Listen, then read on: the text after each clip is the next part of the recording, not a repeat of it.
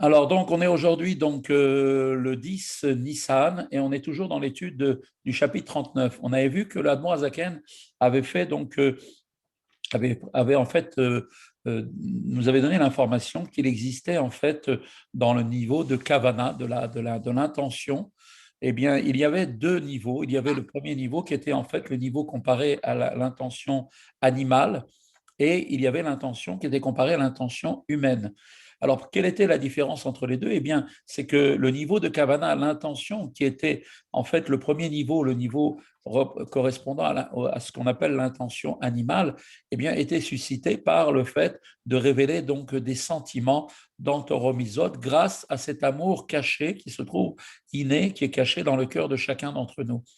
Donc, en révélant cet amour, eh bien, les Juifs, donc le Juif qui donc a réussi à révéler cet amour latent qui est en lui, va pouvoir servir Dieu, mais d'une manière sentimentale. Et donc, son service de Dieu et l'accomplissement des mitzvot sera accompagné de cette kavana qui proviendra d'un sentiment. Il y a ensuite au-dessus donc le niveau du sentiment, cette kavana qui provoque un sentiment qui vient, lui, de la partie de ce qu'on appelle l'âme, du côté de l'âme, cette kavana humaine qui provient en fait d'un sentiment réfléchi à l'image de l'homme par rapport à l'animal qui, lui, a la capacité de réfléchir à ce qu'il fait. Et donc, cette réflexion le porte à développer donc par sa méditation à une étude, un sentiment dans l'étude de la Torah et l'accomplissement des mitzvot, qui est un sentiment qui est provoqué par sa compréhension. Donc après le Hadmorazaken nous avait donné, donc pour illustrer un petit peu tout cela, les différentes formes de Gan Eden qui existaient. Vous avez parlé du premier niveau de Gan Eden, qui était le niveau du Gan Eden dans lequel les âmes qui sont dans ce Gan Eden inférieur sont les âmes de ceux qui ont servi Dieu par sentiment, étant ce Gan Eden lui-même dans le monde de Yetzira, le monde du sentiment, et donc étant le Gan Eden inférieur. Il y avait ensuite au-dessus le Gan Eden supérieur se situant dans le monde de Bria, qui est appelé le monde de la connaissance, dans lequel les âmes des justes ont pu, donc par leur travail dans ce monde, atteindre une révélation d'amour et de crainte de Dieu dans leur étude de la Torah et dans l'accomplissement des mitzvot. Et il y avait ensuite au-delà, au-dessus, dans le monde d'Atsilut, les âmes des patriarches qui ont été toute leur vie dans une totale abnégation de leur existence et qui étaient complètement soumis à Dieu, à l'image d'un char et qui est complètement donc dominé par son conducteur. Et donc chacun recevant, bien sûr, la récompense en fonction de son action dans ce monde-là. Maintenant, l'Admorazaken va rentrer un peu plus dans la notion de récompense, la récompense de la mitzvah. Et on dit Inesrar mitzvot, mitzvah. Il est marqué dans la Torah que la récompense d'une mitzvah, eh bien, c'est la mitzvah elle-même. C'est-à-dire que la récompense n'est pas une chose qui est dissociée de l'acte de la mitzvah qu'elle rétribue.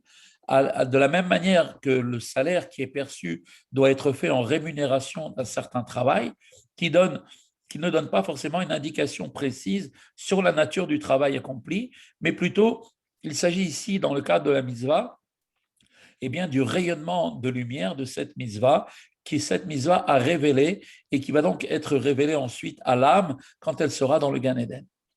Explication, Pirshu, chez Misrara, Nada, Meota, Madregata. Cela veut dire que on peut connaître la nature essentielle et le degré d'une mitzvah à partir de sa récompense. C'est-à-dire qu'en fonction de la lumière qui va inonder l'âme, il est possible de connaître la nature de la mitzvah accomplie. On sait qu'il y a bien sûr pas de différence à faire dans les mitzvot parce que toutes représentent la volonté de Dieu et que dans la volonté de Dieu, chaque mitzvah est importante. Mais quand même, on voit qu'il y a des mitzvot qui sont essentielles, comme par exemple de faire le Kriyat Shema, une mitzvah essentielle qu'elle-même va nous permettre à celui qui l'accomplit de révéler une lumière qui va pouvoir inonder son âme d'une capacité extraordinaire parce que cette mitzvah est essentielle. Donc on voit que la récompense d'une mitzvah eh bien, est en réalité en rapport avec, en fonction bien évidemment de la qualité même de la mitzvah elle-même. Et donc, bien sûr, nous dit tout de suite l'Admorazaken,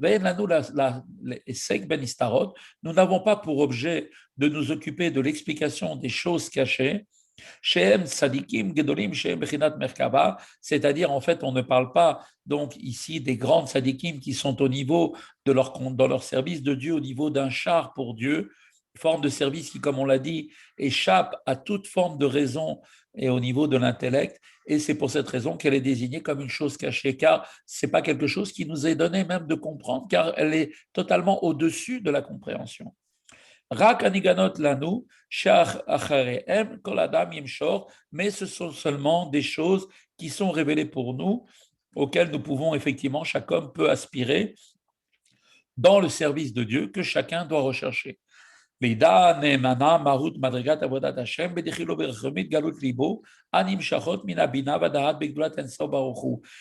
que l'on sache, il est important de savoir avec certitude quelle est la nature, que la nature essentielle et le degré du service de Dieu avec des sentiments de crainte et d'amour révélés dans le cœur doivent provenir quand même de la compréhension et de la connaissance de la grandeur de Dieu, béni soit-il. C'est pour ça d'ailleurs qu'il est important non pas seulement d'accomplir les mitzvot comme ça, simplement par soumission, ce qui est déjà une très bonne chose en soi, mais aussi d'accompagner cela par tous les moyens possibles de donner à notre compréhension de pouvoir saisir les profondeurs de l'accomplissement de ce que nous faisons. La récompense donc d'un tel service, comme on l'a déjà dit, se situe dans le monde de Bria, le monde de la connaissance, et on peut dès lors savoir que ce qu'est ce service lui-même.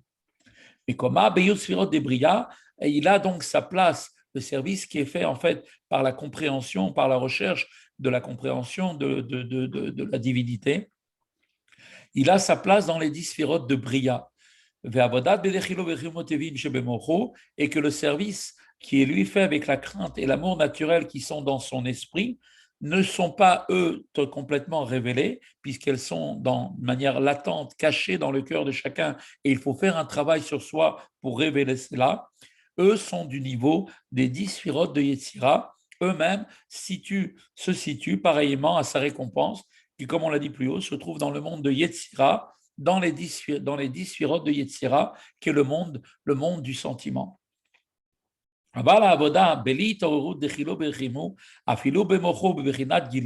Mais un service de Dieu, dit l'Admorazaken, accompli sans éveil de l'amour et de la crainte, ne serait-ce que dans son esprit, un état révélé.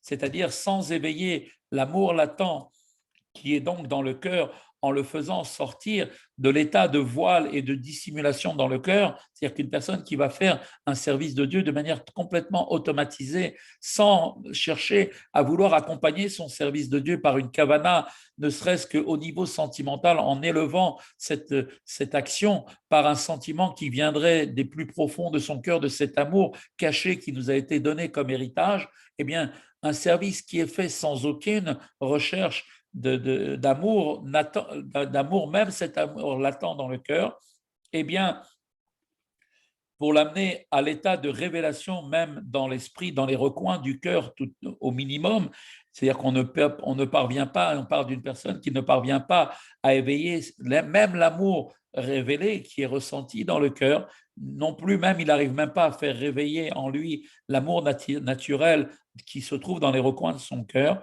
pour pouvoir faire ensuite naître dans son esprit un désir d'accomplir la Torah et les mitzvot en vue de s'attacher à Dieu. Et au contraire, chez lui, l'amour qu'il a, qui a été donné en héritage, reste complètement dissimulé dans son cœur, dans son état inné, tel qu'il était même avant le service de Dieu. Et donc, cette personne n'appelle absolument pas dans sa conscience un désir d'attachement à Dieu par la Torah et les mitzvot.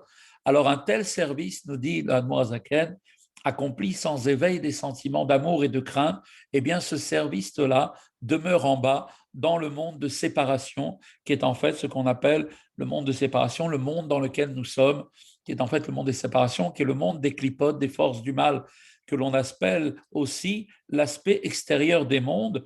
Et on comprend maintenant que, effectivement, cela représente, par contraste avec l'aspect intérieur, c'est-à-dire on parle des sphirotes qui sont le divin qui se trouve dans chaque monde. Eh bien, quand une personne va accomplir un service de Dieu sans aucun sentiment, comme une machine en fait, comme un automate, eh bien, son service de Dieu va être complètement bloqué ici-bas dans ce monde et il n'aura même pas, il ne sera même que dans l'aspect extérieur des mondes, d'accord? Sous-entendu qu'il ne pourra même pas rentrer à l'intérieur, c'est-à-dire au niveau des sphirotes, qui sont donc le divin qui se trouve dans chaque monde.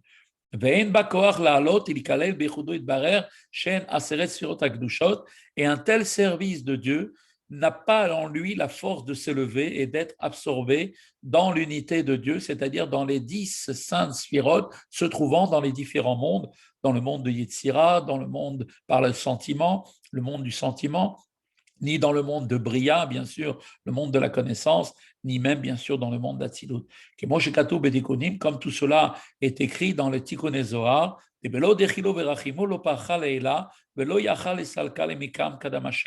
eh bien, sans crainte et sans amour, eh bien, son service ne peut pas s'envoler en haut et ne peut s'élever, se tenir devant Dieu.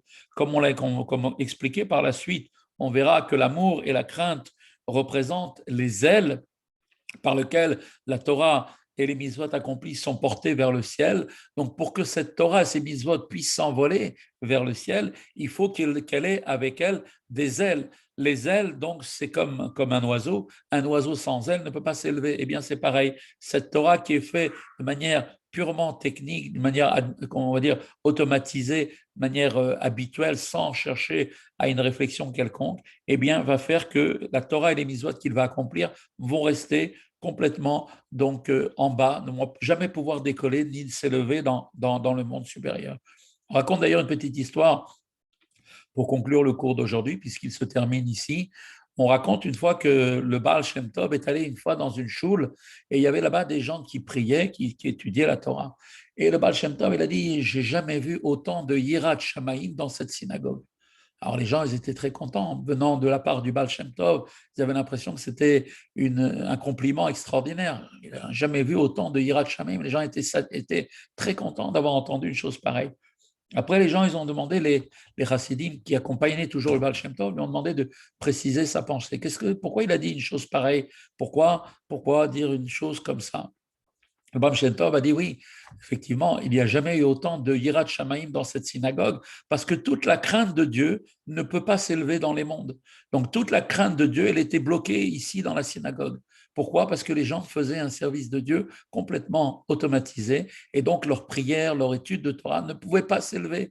Il y avait malheureusement toute cette crainte de Dieu qui normalement doit permettre cet amour de Dieu à s'élever à cette Torah et ces mitzvot, eh bien, n'était pas présent et donc cette Torah et les mitzvot qui étaient accomplis restaient complètement au sol, c'est-à-dire ici-bas dans ce monde, sans pouvoir s'élever dans les mondes. Voilà. Je souhaite en tout cas une bonne journée. Donc, si Dieu veut, à partir de demain, donc on fera le cours directement. Je vous enverrai la cassette, la vidéo. Donc, on reprendra les cours avec l'aide de Dieu après Pessah. En tout cas, un Pessah Kacher Vesamear, qu'on n'entende que des bonnes choses. Amen. Très prochainement, la Géoula, si Dieu veut, c'est un moment très propice pour que Mashiach soit là. Espérons qu'on mangera les matzot à Yerushalayim avec le 3e Beth Amikdash reconstruit. Je vous embrasse. Et bonne nouvelle. Bonne nouvelle.